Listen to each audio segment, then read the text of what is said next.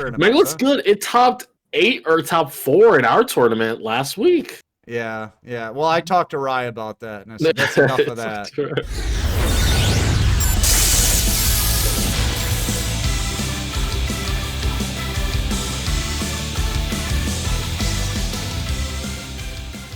What's up, everybody? Circus here, coming at you with this week's Rogue Deck Roundup. Kamel's here because he likes rogues, he likes up, he likes rounding.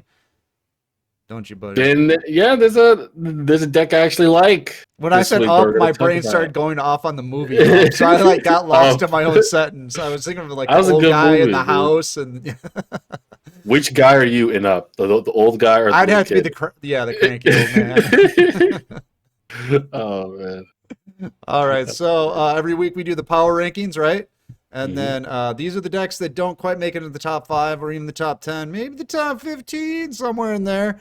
And then we sit and talk about them a little bit because I think these decks deserve some love. So these are decks that typically aren't what's considered meta. And how do you know it's meta? We don't. We just kind of pick here and pick and choose and talk about 5 or 6 decks. So let's get started. This one did really well. I think it got like top 4 in the Meta Weekly or something like that, and that's Weather Painters.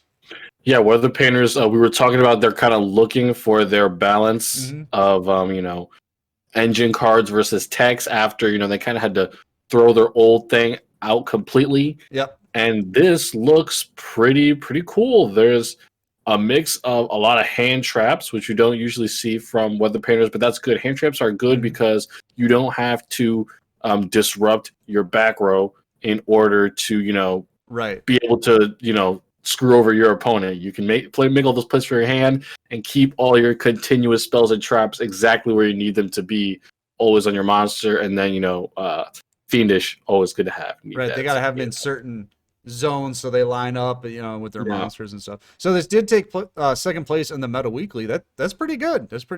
I was wondering why when I was watching Neg's stream everybody was asking about why Weather Painters were in at least tier 3.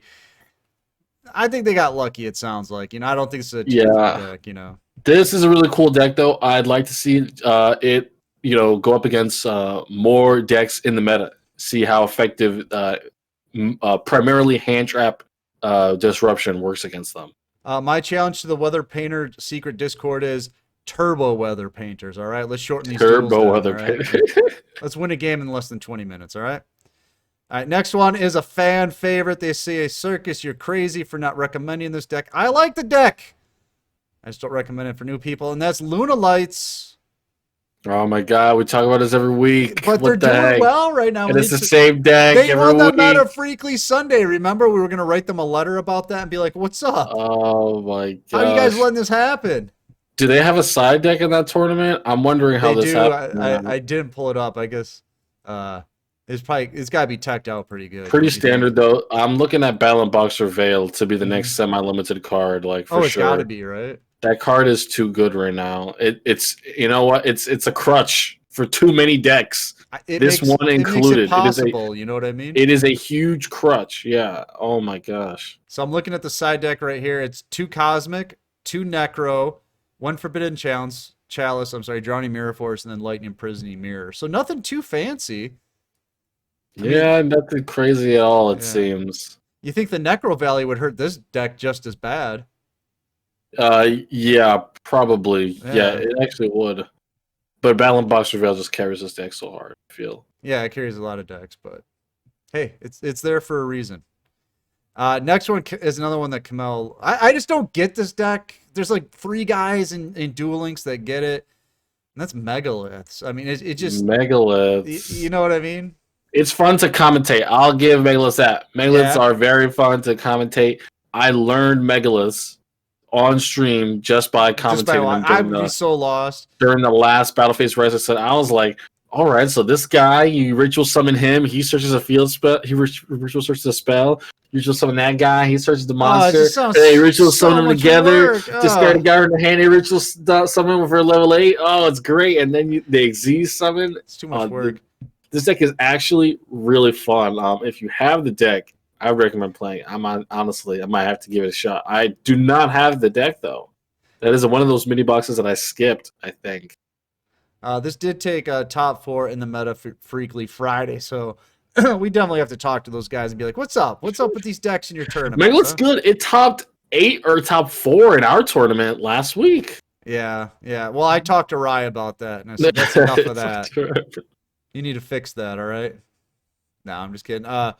This is just that deck. It debuted really well, or did really well, I should say, in that KC Cup with Candy Crusher, and ever since then, it's just kind of been in that nice like upper rogue status. Yeah. Something we talk about every week.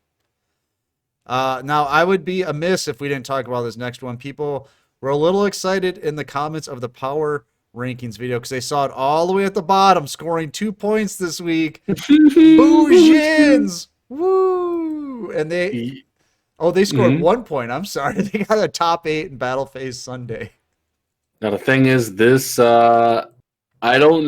Boojin deck sucks. Because it doesn't have number 70 Malevolent Sid in it. So if you're not playing that, you're not playing the game. Number 70 Malevolent Sid is the best rank 4 Xyz monster. Even though you are playing your Boojin engine, I don't think the correct way is to play Boojins with OTK, especially not Heytrune with Destiny Draw. I think there are a lot better plays that you can make, a lot better ways to kind of play your techs in this deck. I don't think his tech choices were very good at all. Everybody that got a top 8 with Boojins, raise their hand.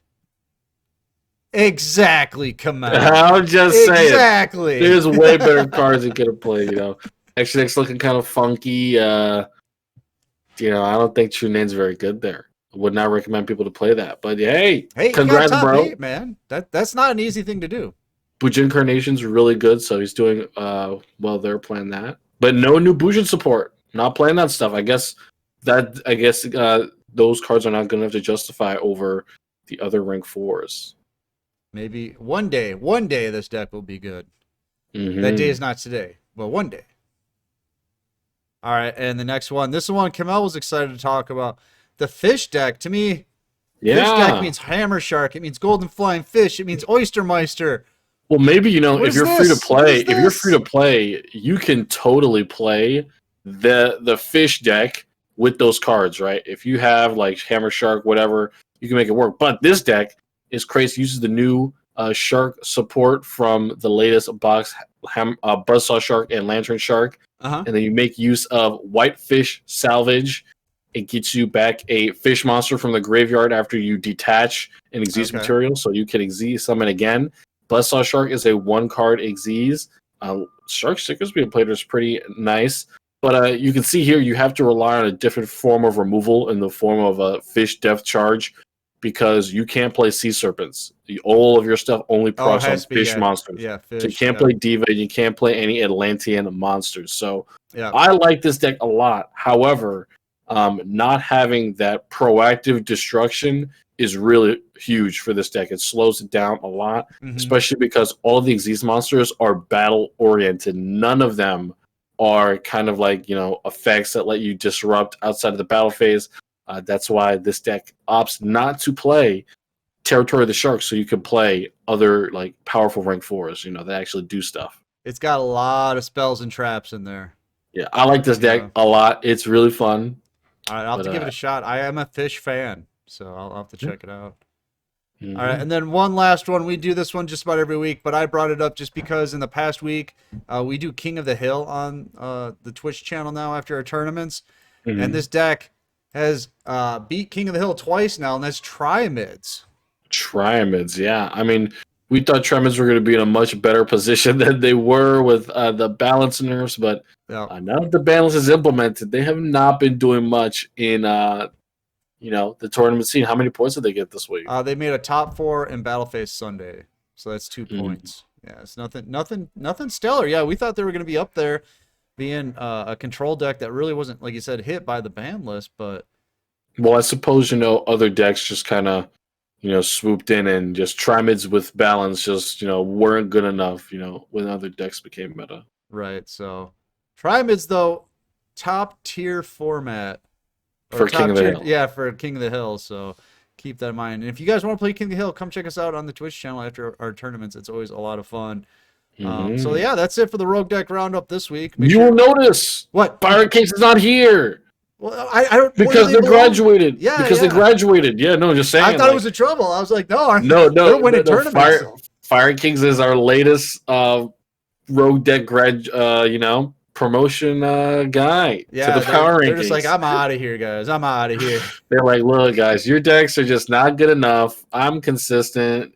You see how I'm using Battle and Box Surveil, Little Lights, you got to get on my level. Yeah. You Even found room for Alistair in there. But yeah, seriously, it has a really good matchup against decks like Blue Eyes right now. And, if your deck's going against Blue Eyes, you have a great shot at getting into the meta right now. Fire Kings did it. A lot of these other decks can too.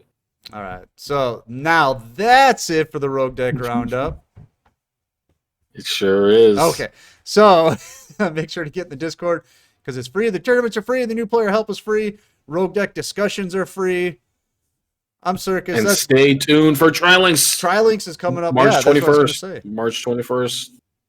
Yeah, that's by the time you see this, just a few days away. It's going to be a great time. Teams of 3 taking each other on all day Sunday. So make sure to check that out over on the Twitch channel. All right. We're going to get out of here. I'm Circus. That's Kamel. Long pause. We'll see you next time.